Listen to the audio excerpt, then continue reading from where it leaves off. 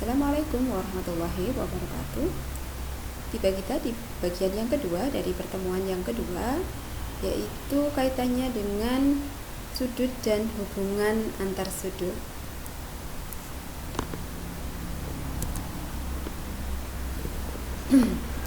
Sekarang kita lihat dari definisi sudut itu sendiri. Jadi sudut adalah gabungan dua sinar garis yang tidak segaris dan berimpit pada titik pangkalnya. Jadi kita punya dua sinar garis AB dan sinar garis AC. Keduanya merupakan dua sinar garis dengan titik pangkal adalah titik A. Nah, dua sinar garis tadi membentuk sudut BAC. Sudut BAC atau boleh dinamakan sudut CAB atau juga boleh dinamakan dengan penamaan satu titik, ya, yaitu sudut A saja. Jadi berdasarkan titik sudutnya. Nah, bagian-bagian dari sudut kita perhatikan bahwa titik persekutuan dari dua sinar AB dan AC atau titik pangkalnya titik A itu adalah titik sudut. Kemudian sisi AB dan sisi AC itu adalah sisi-sisi sudut. Kemudian penamaannya boleh dari 3 nama, boleh dari 1 nama, ya. Kalau tidak 3 nama dengan menyebutkan 3 titik yang 2 titik ini adalah masing-masing titik pada kedua sisinya, sedangkan yang tengah adalah titik sudutnya. Jadi sudut BAC atau sudut CAB, atau boleh dengan penamaan satu titik yaitu sudut A. Penamaan satu titik itu akan aman, ya, tidak menimbulkan penafsiran yang berbeda. Maksudnya ketika sudut yang disajikan adalah sudut tunggal. Kadang-kadang kita nanti bertemu dengan sudut yang bersebelahan seperti ini. Nah, seperti itu kita tidak diizinkan untuk memberikan nama dengan satu huruf, ya, jadi tetap dengan menggunakan 3 huruf. Kemudian postulat 8, postulat busur. Diketahui sinar garis OB dan sebuah titik A pada salah satu sisi dari sinar OB. Jadi ada sinar garis OB, kemudian titik A pada salah satu sisi. Artinya bidang ini ketika OB itu menjadi pemisahnya, maka ada dua sisi. Sinar garis OA dapat dipasangkan dengan tepat satu bilangan real mulai dari 0 sampai dengan 180 derajat. Jadi mulai dari 0 sampai dengan 180 derajat. Nah, ukuran sudut AOB kita simbolkan dengan M sudut AOB. Artinya besar sudut AOB adalah nilai mutlak dari selisih bilangan real yang bersesuaian dengan OA dan OB. Jadi kita punya OA ada bilangan real antara 1 sampai 180 yang mewakilinya. Kemudian OB juga demikian. Jadi ada bilangan real mulai dari 0 sampai dengan 180 yang mewakilinya. Maka besar sudut AOB merupakan nilai mutlak dari selisih bilangan real yang bersesuaian dengan OA dan OB tadi. Itu postulat busur. Selanjutnya jenis-jenis sudut. Jadi ada 4 jenis yang bisa kita klasifikasikan. Ada sudut lancip, ya, yaitu sudut yang besarnya lebih dari 0 tetapi kurang dari 90 derajat. Yang kedua ada sudut siku-siku, yaitu sudut yang besarnya sama dengan 90 derajat. Kemudian ada sudut tumpul, ya, sudut yang besarnya lebih dari 90 derajat tetapi kurang dari 180 derajat. Dan sudut lurus, yaitu sudut yang besarnya sama dengan 180 derajat. Kemudian kita mengenal interior dan eksterior sudut. Semisal kita punya sudut ABC di sini, maka dikatakan D merupakan sebuah titik yang terletak dalam interior sudut ABC. Sedangkan F itu adalah titik eksterior dari sudut ABC.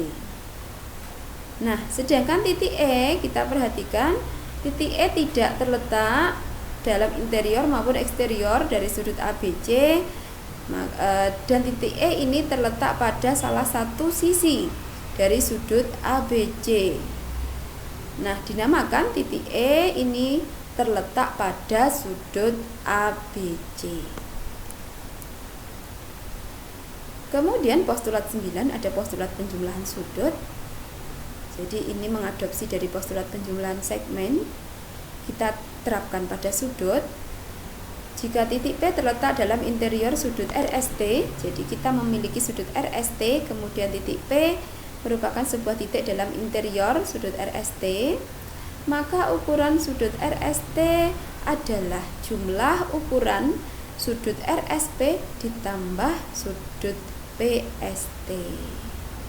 Secara simbolis dapat kita tuliskan M sudut RST sama dengan M sudut RSP ditambah M sudut PST.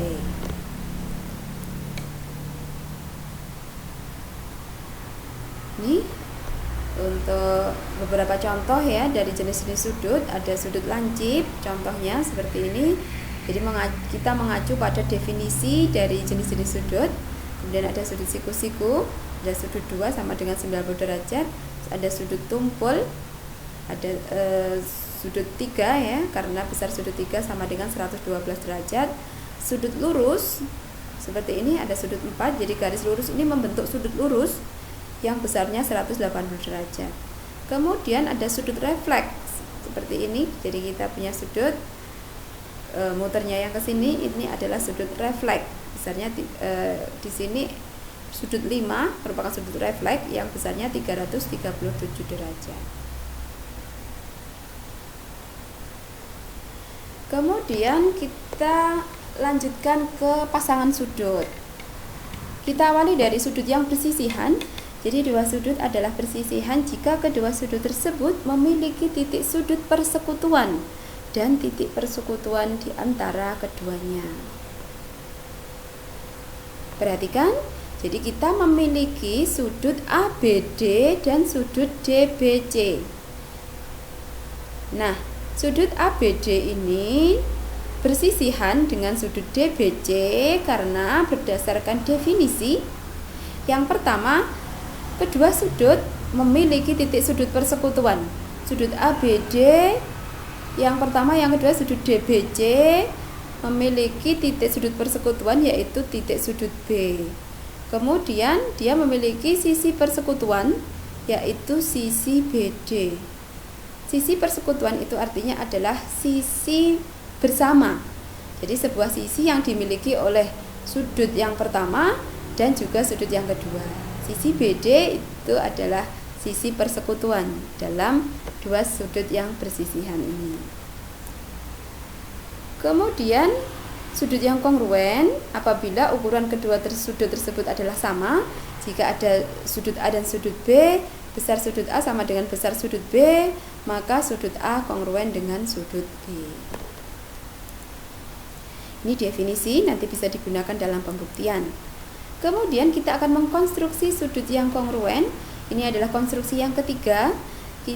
Misal kita memiliki sudut RST seperti ini, kita akan mengkonstruksi sudut NPQ, sudut lain. Kita namai sudut NPQ yang kongruen dengan sudut RST. Tentu saja kita dengan mendasarkan pada definisi sudut-sudut yang kongruen, ya. Jadi sudut yang besar ukurannya sama. Yang pertama, dari yang diketahui kita memiliki sudut RST. Kemudian langkah kedua adalah kita buat busur. Ini ukurannya sebarang. Kemudian kita letakkan pusat busur pada titik S. Kita goreskan sebuah jari-jari bebas jari-jarinya. Sedemikian hingga memotong dua sisi dari sudut. Jadi memotong sisi SR di titik H dan memotong sisi ST di titik G. Selanjutnya kita buat garis kerja, ya, garis kerja PQ. Kita tetapkan sebuah titik P dan kita bawa ukuran busur yang pada langkah B tadi. Kita letakkan pusat jangka di titik P, ya. Kemudian kita putar dengan ukuran yang sama sehingga memotong PQ di titik K. Nah, kembali lagi ke B ya, dengan menetapkan pusat jangka pada titik G. Di sini kita ukur lebarnya jangkal di titik H ya. Jadi titik pusat di sini dan lengannya di sini seberapa jauhnya. Kemudian kita bawa dari kita geser dari titik pusat G tadi di titik pusat K ya. Kemudian kita goreskan dengan panjang busur yang sama sehingga memotong busur yang pertama di titik N. Nah, kita dapatkan sebuah titik potong, yaitu perpotongan dari dua busur tadi. Kemudian kita kasih nama N dan kita hubungkan titik P dengan N sehingga membentuk sinar garis PN. Nah, sekarang jadilah sudut NPQ yang kongruen dengan sudut RST yang diinginkan. Selanjutnya ada komplement dan suplemen sudut. Jadi dua sudut yang jumlah ukurannya sama dengan 90 derajat itu namanya sudut saling berkomplement. Sedangkan jika kita punya dua sudut yang jumlah ukurannya 180 derajat, maka dia saling bersuplemen. Kemudian kita mengenal sudut yang bertolak belakang. Jika dua garis berpotongan, maka pasangan sudut yang tidak bersisihan pada posisi yang berlawanan disebut sudut bertolak belakang. Jadi kita punya garis L dan garis M saling berpotongan. Kemudian sudut-sudut yang bertolak belakang adalah sudut yang tidak bersisihan, artinya dia tidak punya sisi yang bersekutu dan berada pada posisi yang berlawanan. Dalam hal ini sudut 5 bertolak belakang dengan sudut 6 dan sudut 7 bertolak belakang dengan sudut 8. Kemudian ada bisektor sudut atau pembagi dua sudut. Sebuah sudut dapat kita bagi menjadi dua bagian yang sama besar. Ya. Jadi definisi bisektor sudut adalah sinar garis yang membagi sudut menjadi dua sudut yang saling kongruen. Kita memiliki sudut M, NQ, kemudian NP ini merupakan sinar garis yang membagi sudut MNQ menjadi dua sudut yang sama besar, yaitu sudut MNP dengan sudut PNQ. Maka sinar NP itu adalah bisektor dari sudut MNQ. Ini untuk mengkonstruksi bisektor sudut. Jadi kita bisa lakukan dengan konstruksi dengan menggunakan jangka. Ya, ini konstruksi yang keempat kalau kita hitung mulai dari awal tadi. Diketahui sudut PRT, kita diminta mengkonstruksi sinar RS sedemikian hingga sudut PRS kongruen dengan sudut RST. Langkah pertama adalah kita buat busur dengan ukuran tertentu, kemudian kita letakkan pusat dengan menggunakan jangka, maksudnya ya. Kemudian kita letakkan pusat jangka pada titik R dan kita goreskan dengan jari-jari yang kita inginkan tadi sehingga memotong RP dengan RT ya. Jadi memotong kedua sisi dari sudut, memotong RP di M dan memotong RT di N. Selanjutnya dari titik M dan titik N kita tetapkan sebuah busur lagi, boleh sama dengan yang tadi ukurannya, boleh sama dengan RM dan RN, boleh juga berbeda. Jadi pusat jangka dari R tadi kita geser ke M ya, kemudian kita goreskan sehingga memotong daerah interior dari sudut BRT. Kemudian kita lanjutkan dengan pusat jangka di N ya, sehingga terbentuk busur yang dua buah busur yang saling berpotongan di satu titik. Kita beri nama titik S. Selanjutnya kita hubungkan titik R dengan titik S sehingga membentuk sinar garis RS yang merupakan bisektor dari sudut PRT. Demikian untuk bagian yang kedua. Selamat mencoba. Untuk konstruksinya, konstruksi 3 dengan konstruksi 4 silahkan dipelajari. Nanti kita lanjutkan dengan forum diskusi. Selamat siang. Wassalamualaikum warahmatullahi wabarakatuh.